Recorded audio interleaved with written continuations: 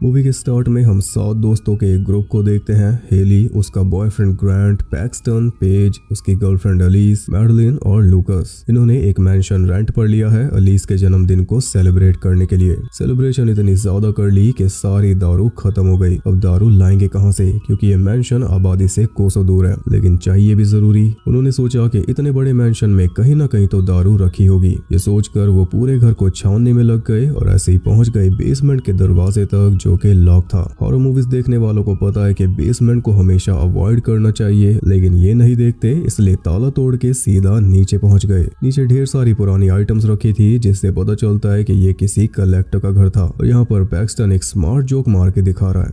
Definitely spiders here.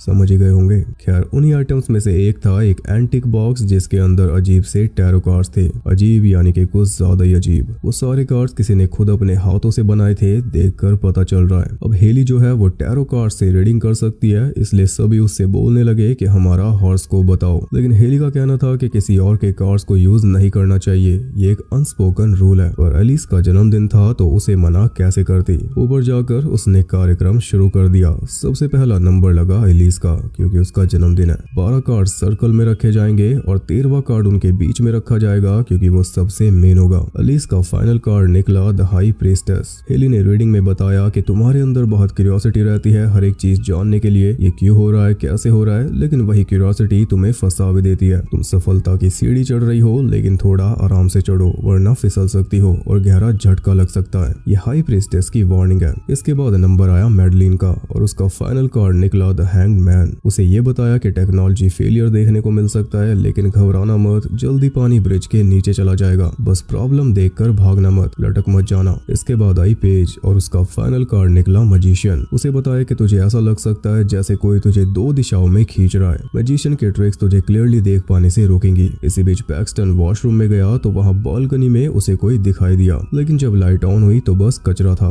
अब अगला number था ग्रांट का, लेकिन उसने मना कर दिया, क्योंकि यहाँ पर आने से पहले हेली और इसका ब्रेकअप हो चुका है, तो ये नहीं चाहता हेली इसे कोई ज्ञान दे। उसकी जगह सामने आ गया पैक्सटन और पैक्सटन का फाइनल कार्ड निकला द फूल। उसे बताया कि जल्दबाजी में कोई एक्शन मत लेना, तुम ट्रैप्ड फील कर सकते हो, बस अपने करीबियों पे भरोसा करना, एक दरवाजा बंद होगा तो दूसरा खुलेगा और तू अपने दोस्तों के लिए कहीं ना कहीं से आ जाएगा। इसके बाद बारी आई लूकस की और उसका फाइनल कार्ड निकला द हर्मिट। लूकस एक रूल ब्रेकर है, तो उसे बताया गया कि हर्मिट की लाइट तुम्हें गलत ट्रैक पर ले जा सकती है, तो प्यार के जो रास्ते खुल रहे हैं उन पे सोच समझ के चलना और तुम्हें कहीं से पैसे भी मिलने वाले हैं। सबकी रीडिंग हो चुकी थी, इसलिए आखिर में ग्रांट भी सामने आ ही गया और उसका फाइनल कार्ड निकला द डेविल। उसे यही बताया कि तू अपने रिश्तों को खराब कर रहा है, तुझे अपने डीमंस का सामना करना होगा, एक सैक्रिफाइस करना होगा या किसी खास को खोना पड़ेगा। सबका हो चुका था तो लगे हाथ हेली ने अपनी खुद की रीडिंग भी कर ली। उसका फाइनल कार्ड निकला डेथ। उसके लिए बस इतना था कि प्यार ही तेरी मौत का कारण बनेगा।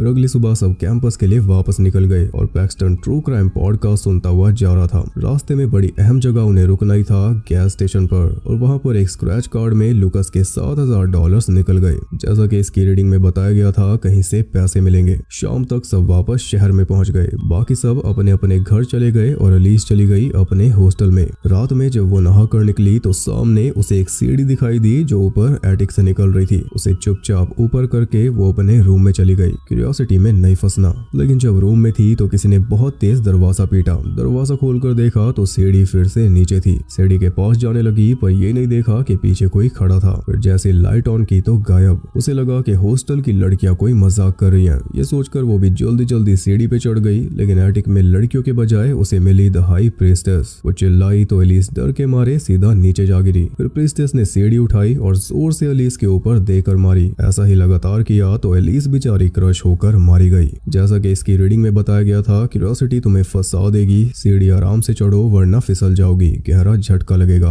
वो सब सच हो गया। कल जन्मदिन मना रही थी, अगले ही दिन मारी गई। और मेन बात यह है कि इसकी मौत सबको एक्सीडेंट लगेगी। अगले दिन मौत की खबर पाकर सारे दोस्त भी शॉक में थे, लेकिन कार्ड्स के ऊपर किसी का भी शक नहीं गया। पूरा दिन सब साथ थे पेज के घर में। फिर रात में बाकी सब चले गए, पर हेली पेज के साथ ही रुक गई, कहीं पेज पलट ना जाए। अलीज इसकी गर्लफ्रेंड थी ना। हेली उसे बताती है कि जब मैं छोटी थी तब मेरी माँ बीमार पड़ गई थी, तब मैंने टैरो रीडिंग सीखी थी। मैंने ने कई बार अपनी माँ के लिए रीडिंग्स की, लेकिन हर बार कार्ड्स ने उनकी मौत ही दिखाई। तो हम फेट को बदल नहीं सकते। अगर तू एलिस के साथ होती तब भी तो कुछ ना कर पाती। लूकस मैडलिन को उसके घर तक छोड़ने गया, लेकिन वापस आते टाइम हर्मिट उसके पीछे लग गया, उसके कार्ड वाला। वो ट्रेन से वापस आना चाह रहा था, लेकिन हर्मिट की लाइट ने उसे गलत ट्रैक पर पहुंचा दिया, जहां पर एक ट्रेन उसे कुचलकर चली गई। इसकी रीडिंग्स भी सच हो गई। प्यार के रास्ते पर सोच समझ के चलना। आया था मैडलिन को छोड़ने, हर्मिट की लाइट तुम्हें गलत ट्रैक पर ले जाएगी। रीडिंग्स के हिसाब से इनकी मौतें हो रही हैं। अगले दिन जब लूकस की मौत की खबर मिली तब हेली को शक हुआ कि ये सब तो रीडिंग्स के हिसाब से हो रहा है, वरना 2 दिन में 2 दोस्त एक्सीडेंट में मर गए, ऐसा कैसे हो सकता है। बाकी सब उसकी बात से राजी हो गए सिवाय ग्रांट के। यहाँ पर हेली अपने ईमेल्स पढ़ रही थी तो इनमें दोनों डायरेक्टर्स के भी मेल्स हैं। डायरेक्टर्स को भी काफी दुख है एलिस की मौत का। यार अब उन्हें मदद चाहिए थी तो इसके लिए उन्होंने सहारा लिया इंटरनेट का। उन्हें एल्मा एस्टोन नाम की लेडी के बारे में पता चला जो इन सब चीजों की एक्सपर्ट है। उसने कई सारे आर्टिकल्स लिखे हुए थे टैरो की वजह से हुई डेथ्स के बारे में। उन्होंने एल्मा का नंबर मिलाया, लेकिन बात नहीं बनी। तब वो सब सीधा ड्राइव करके एल्मा के घर पहुंच गए, जो कि ऑब्वियसली आबादी से दूर था। पहले तो उसने दरवाजा खोला ही नहीं, फिर जब इन्होंने बताया कि टैरो की वजह से हमारे दोस्त मर गए और हम भी मर जाएंगे, तब जाकर वो बाहर आई। बहुत ही भयंकर सीरियस लुक दे रही है, लेकिन इसे मैं कभी सीरियस नहीं ले पाऊंगा इस वजह से।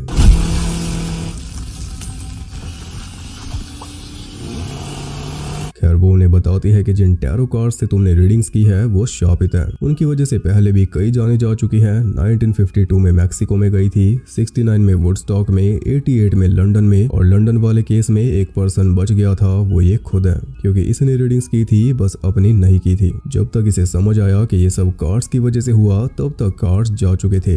तब से ये उन्हें ढूंढ रही है, उन्हें नष्ट करने के लिए, ताकि वो और जाने ना ले पाए। अब सवाल यह है कि शापित कार्ड्स आए कहां से। उसकी रिसर्च भी ये करके बैठी है। बात है 18th सेंचुरी की। हंगरी में एक राजा की रानी प्रेग्नेंट थी। राजा ने अपनी पर्सनल एस्ट्रोलॉजर से रीडिंग करवाई तो पता चला कि जन्म देते हुए माँ बेटे दोनों मारे जाएंगे। ये सुनकर राजा गुस्सा हो गया। उसने बोला कि रीडिंग्स को बदलो। एस्ट्रोलॉजर ने कई बार ट्राई किया, लेकिन हर बार रिजल्ट एक ही था, डेथ, जिसका मतलब अंत भी होता है और नई शुरुआत भी। लेकिन राजा के केस में उसका मतलब अंत ही था। इस रीडिंग के लिए राजा ने एस्ट्रोलॉजर और उसकी बेटी को किंगडम से बाहर निकाल दिया। फिर कुछ टाइम बाद रीडिंग सच हो गई। रानी और बच्चा दोनों मारे गए। इससे राजा इतना ज्यादा गुस्सा हो गया कि उसने एस्ट्रोलॉजर के ऊपर विचक्राफ्ट का आरोप लगा दिया, जिसके चलते सैनिकों ने एस्ट्रोलॉजर की बेटी को मार डाला। इसके बदले में एस्ट्रोलॉजर ने खुद वो भयानक कार्ड्स बनाए, उनसे राजा और उसके सैनिकों की रीडिंग्स की, फिर एक डार्क रिचुअल करके खुद को मार लिया, जिससे उसकी आत्मा हमेशा के लिए उन कार्ड्स के साथ बंध गई। फिर एक एक करके राजा और उसके सैनिक सब मारे गए, सेम वैसे ही जैसे रीडिंग्स की थी। कुछ इस तरह एस्ट्रोलॉजर का बदला पूरा हो गया। लेकिन क्योंकि उसकी आत्मा कार्ड्स के साथ बंधी हुई है, तो अब जब भी कोई उन कार्ड्स का यूज करता है वैसे ही मारा जाता है। कुछ इस तरह से वो कार्ड्स शापित हैं, यानी कि ये सब भी शापित हो चुके हैं। इनका मरना भी तय है। बचने का सिर्फ एक ही रास्ता है, उन कार्ड्स को नष्ट करना। बस इसी मोटिव के साथ वो सब निकल पड़े उस मैंशन की तरफ। लेकिन रास्ते में एक ब्रिज पर अचानक से उनकी कार बंद हो गई। अब ये किसकी रीडिंग सच हो रही है?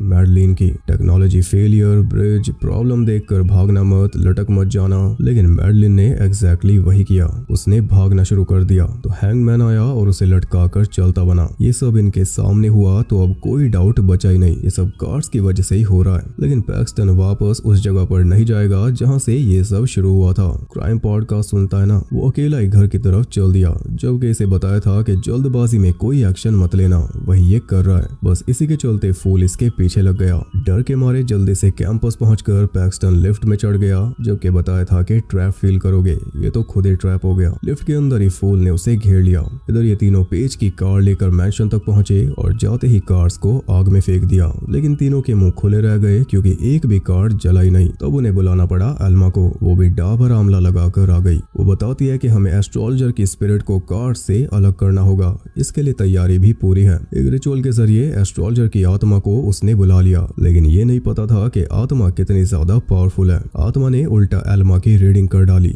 फाइनल कार्ड आया 6 ऑफ स्वॉर्ड्स, तो 6 तलवारें घुसा कर उसे मार डाला। अरे यार, फिर वही इतना तगड़ा इम्पैक्ट बनाने आती है, हर बार इसे हल्के में टरका देते हैं। खैर ये देखकर इन तीनों ने भागना शुरू किया और इसी बीच पेज बाकी दोनों से अलग हो गई, अलग पेज पर चली गई। जैसे कि इसकी रीडिंग में बताया गया था, तुम्हें कोई 2 दिशाओं में खींचेगा। तो मैजिशियन ने उसे बॉक्स में बंद किया और फिर आरी से 2 टुकड़ों में काट कर अलग कर दिया, पेज को फाड़ दिया। इधर डेथ और डेविल भी इन दोनों के पीछे लग चुके थे। तब हेली को आइडिया आता है कि अगर मैंने एस्ट्रोलॉजर की रीडिंग कर दी तो उसके मरते ही सब कुछ ठीक हो जाएगा, क्योंकि कार्ड्स कार्स और उसकी आत्मा दोनों बंधे हुए हैं। आत्मा खत्म, कार्स खत्म, कर्ज खत्म। अभी तक ये खुद ही बता रही थी कि फेट को हम बदल नहीं सकते, पर अब पक्का बदल जाएगा फेट, देख लेना। फिर बातों बातों में डेविल ग्रांट को खींचकर ले गया और डेथ हेली के पीछे पड़ गई। प्यार इसकी मौत का कारण बनेगा।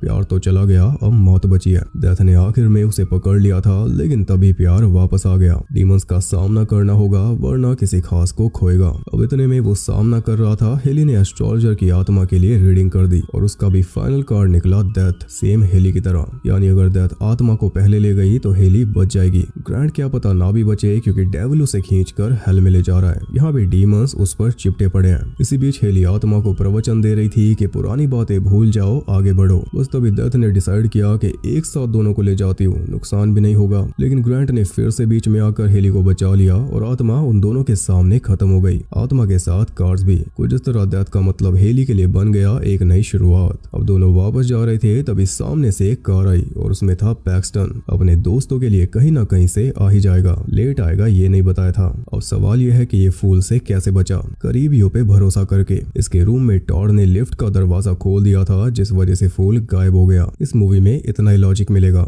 वो तो अच्छा है कि ये खत्म हो गई।